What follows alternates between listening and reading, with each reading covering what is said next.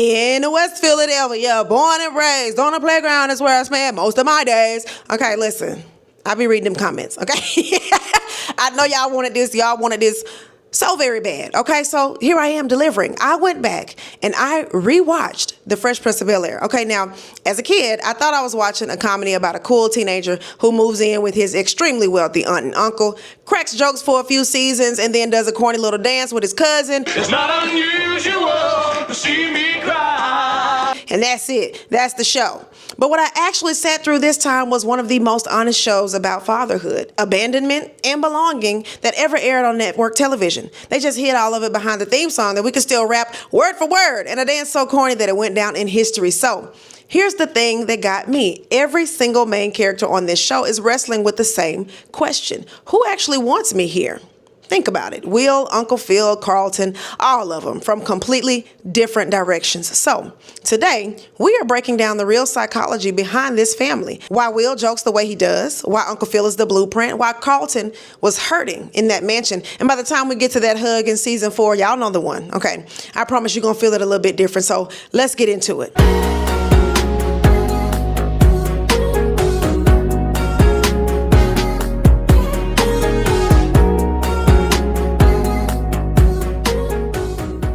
What's up, everybody? It's your girl Indescribable, aka Geraldine Lake, and I'm back with another deep dive into the psychology behind our favorite West Philly superstar on the TV show we all know and love, The Fresh Prince of Bel-Air. Okay, so let me set the table real quick, and I'm keeping this simple, okay? On the surface, Fresh Prince is a fish out of water story, okay? Poor kid from West Philadelphia gets dropped into a mansion in Bel-Air, and chaos and laughs follow. Cool. But a fish out of water story is really a story about belonging. It's about somebody who doesn't fit, trying to figure out where home is. And the reason that theme hits so hard on this show is because almost everybody in that house is quietly asking the same thing. Will is asking it the loudest, so let's start with him. Let's talk about Will, because Will is the whole reason I fell back in love with this show. Watch Will in almost any scene, and here's what he's doing, okay? Something gets a little tense, something gets real, somebody gets a little too close to him and how he actually feels, and then boom, he cracks a joke every time, okay? He's charming, he's quick, he got to come back for everything. And as a kid, you think, man, this dude is he's really naturally funny. And as an adult, you go, oh, baby, yeah, that's just an emotional wall, okay? So in psychology, there's this idea called a defense mechanism. We all know these, okay? Keep it simple. A defense mechanism is just something your mind does automatically to protect you from feelings that hurt too much to sit in them, okay? And one of those defenses is humor. When something scary or painful shows up, you make a joke, all right? You shrink it down. You make it feel smaller than it actually is so it can't hurt you as bad. I do this. So bad, y'all. And here's the part that I love, though. Okay, researchers actually consider humor one of the healthier forms, more grown-up ways to cope. Okay, so studies on people who went through real trauma found that the ones who could laugh and shift their perspective handled the stress a lot better. So humor is not a flaw. I mean, it can be a genuine strength, but it's a double-edged sword, and Will is the perfect picture of both sides. On the good side, his humor is why everybody loves him. It's why he makes friends anywhere and everywhere he goes. It's why he survives the culture shock of Bel-Air. On the other side, that same humor is a door that he keeps closed so nobody sees the kid underneath who's still just hurting. And what is he hurt about? Sing the theme song with me. I got in one little fight and my mom got scared, and then she sends him across the entire country to live with relatives that he barely even knows. Okay, that wasn't in the song, but we was bopping to that, okay? This is a child being told, hey, it's not safe for you to be here, so you gotta go. Even when it's done out of love, and to be clear, it was love, but a child's brain doesn't always file it like that, okay? They file it as, I just got sent away. And that's the thing about how children process this kind of stuff. Little kids are naturally self-centered in how they see the world. Not necessarily in a bad way, it's just how their brain works at that age. So when a parent leaves or sends them off, they don't think my parent is dealing with grown folks' problems. They think, what is wrong with me? What did I do? Right? And so Will has a double dose of that because before his mama ever sent him to Bel-Air, yeah, his father Lou had already walked out on him years before, which brings us to the episode. Y'all know the episode that I'm talking about. Season 4, Lou comes strolling back into Will's life after 14 years gone, smooth, charming, full of promises, and Will, who spent this whole series pretending that he didn't care, lights up like a little boy again. That right there tells you everything. All that cool was just a costume. Underneath it was a kid who still just wanted his daddy. Okay, so Lou makes a big plan to take Will on the road with him. A whole summer, father and son trip. And then right before they leave, Lou bails again. And Will just holds it together. He keeps joking. He keeps that wall up until he can't do it no more. He turns to Uncle Phil and he lets it out, and he ends on this question that I am not even exaggerating when I say it is probably one of the greatest single moments in sitcom history. He asks Uncle Phil, how come you don't want me, man? and that's the whole show in 7 words. That's the question hiding behind every joke Will ever told. That line hits because it names the exact thing a lot of us carry and never say out loud. When somebody who was supposed to love you leaves, your mind tries to make it make sense. And the cruelest story it tells you is that you weren't enough. Now, we all know that ain't the truth, but that is the tape that plays in your mind over and over again, even into adulthood. Lou can definitely catch them hands, okay? You pull up after 14 years, you smell like coffee and empty promises, and then you get your son's hopes all the way up, and then you try to slide out the back door. The second it demands something real of you, go straight to hell. Go straight to hell. Don't stop. Don't collect $200. Go to hell. But this is where I'm going to keep it fair, because this channel isn't about giving you half of a story, okay? The research on father absence is real, and it's heavy. Kids who grow up without a present father have higher rates of anxiety, low self-esteem, and feeling rejected. A long-term UK study even found that father absence in early childhood was linked to a higher risk of depression stretching into adulthood. So the pain Will is carrying is not made up, and it's not small. But, and this is the part I need you to hear, okay? That research also says something hopeful. Father absence is a risk factor. It's not a sentence. The single biggest thing that protects a kid from the worst of it is having at least one stable, emotionally present adult who actually shows up. Just one.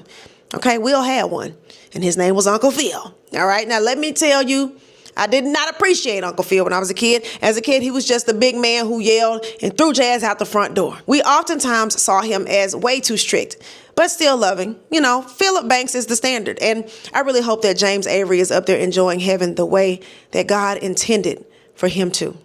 May he rest in peace. But here's what makes Uncle Phil so important to the psychology of this whole show.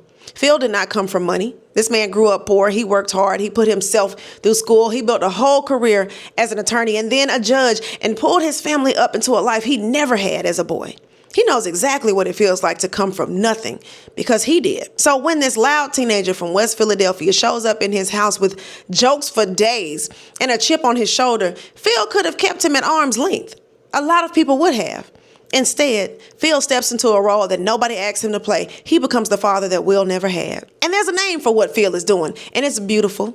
It's called breaking the cycle. It means somebody who could have passed down the same absence, the same hardness, the same not showing up, decides right then and there that it stops with me.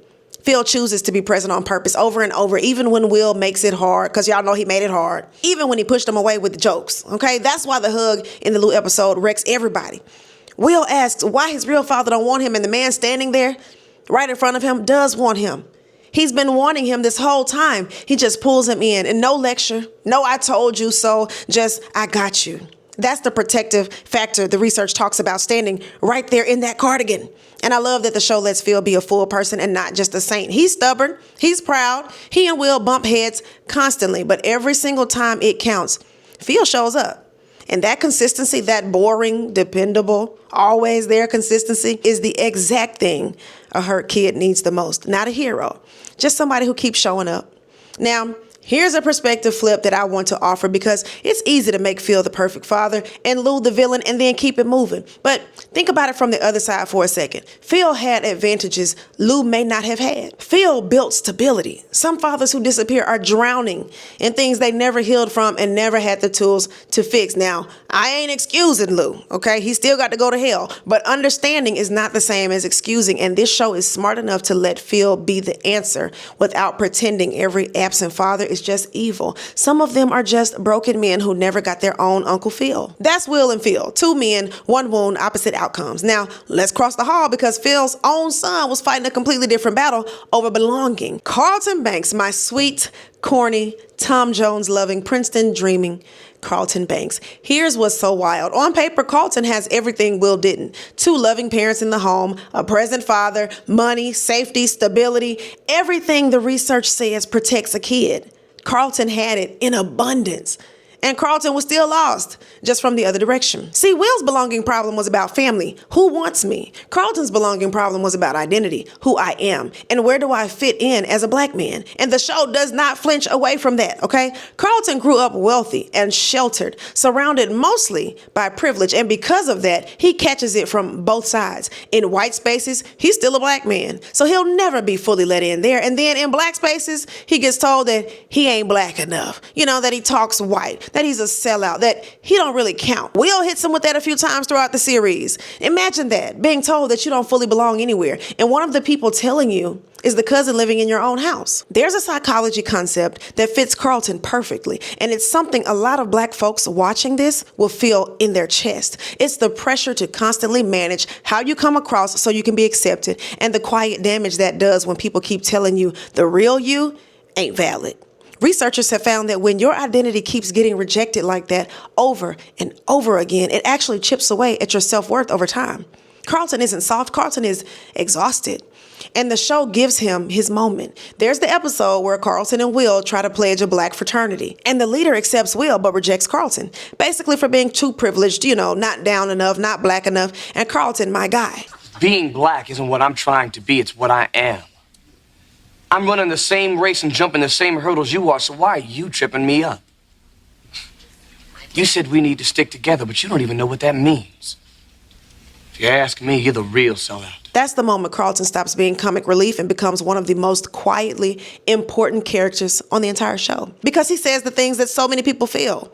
My blackness is not up for a vote. You don't get to decide whether or not I qualify. And that frat leader who sat there and judged a whole man's identity like Border Patrol for black. Baby, you can go to hell too. Yeah.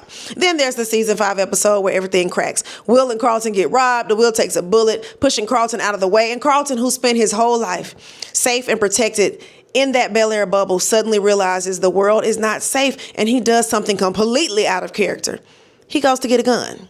This sheltered, sweater vest wearing private school kid is so shaken that he goes and he arms himself. That storyline is heavier than anything a normal sitcom would touch. And it's really about a young man whose entire sense of safety just collapsed, trying to hold himself together the only way he can think of.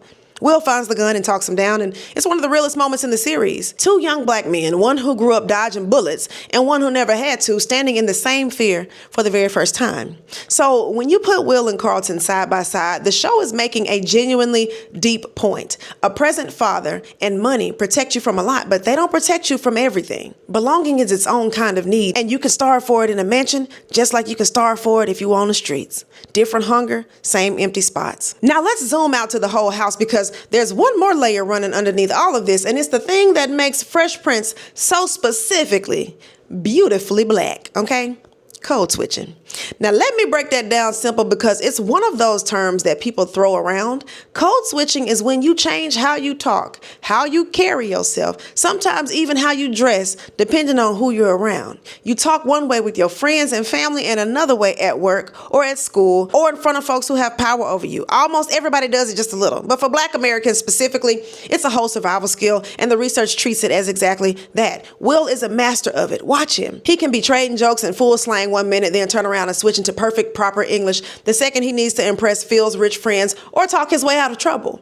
He code switches so smooth, you almost don't notice he's doing it. That's a skill. That's intelligence. That boy is fluent in 2 whole world languages. But here's the cost that the research points out, and the show illustrates it too. Code switching works. It opens doors, it gets you accepted, but it takes energy, and it can leave you feeling like you're never fully yourself in either place. So you start to wonder, which version is the real you? That quiet loss of your authentic voice, that's not just tiring. Studies say it can genuinely wear on your sense of self. And this is where the whole Banks house becomes the perfect stage for it. You've got Will bringing West Philadelphia into Bel Air. You've got Carlton, who basically only speaks one code and gets punished for it by both sides. You got Uncle Phil, who came from poverty and has to code switch his whole way up into wealthy and powerful, and now moves through both worlds with total command.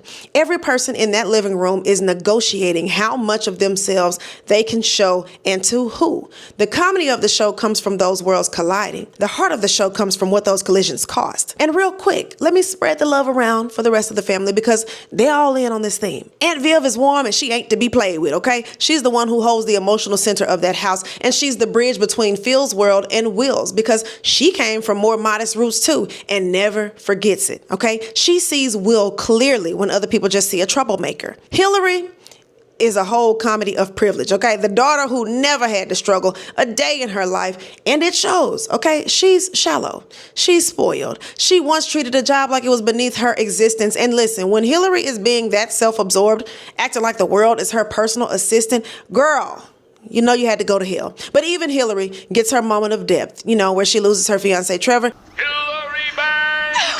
Yes, Trevor! Will you marry me?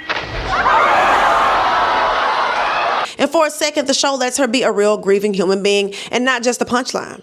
That contrast is the point. Everybody in this house has more going on than the joke lets on. Ashley, the baby of the family, and watch what Will does with her. He becomes her big brother and her protector, the exact role nobody played for him. He helps her stretch her wings and not be as sheltered as Carlton was. Will, the kid who got abandoned, turns around and makes sure the little one always feels wanted. That's a man giving somebody else the thing he never got. And Jeffrey, the butler with the driest wit in television history, who everybody treats like furniture, but who's carrying his own full life and his own history behind that calm face. Even the man in the background of the house has more story than anybody bothers to ask about. So this is where I'm at after rewatching the show again, okay? Fresh Prince disguised itself. It walked in the door dressed as a goofy fish out of water comedy with a rap intro and a corny dance, and it used all that charm to sneak in something way deeper, okay? It's a show about fathers, the ones who leave and the ones who chose to stay. It's a show about belonging and how you can be starving for it, whether you grew up with nothing or with everything. Will spent 6 seasons asking in 1,000 jokes, does anybody actually want me here? And the answer, the whole answer, was standing in that living room the entire time in the shape of Uncle Phil. That's not a fat joke, because you know Will had the fat jokes. That's why that hug still breaks people 30 years later. It's not just good acting though, is it? It's because it shows you the thing the psychology books try to tell you in boring words. A kid can survive a parent who left if just one grown person decides to stay. Will is living proof that abandonment is a wound, not a life sentence, and the right father figure can change the entire ending.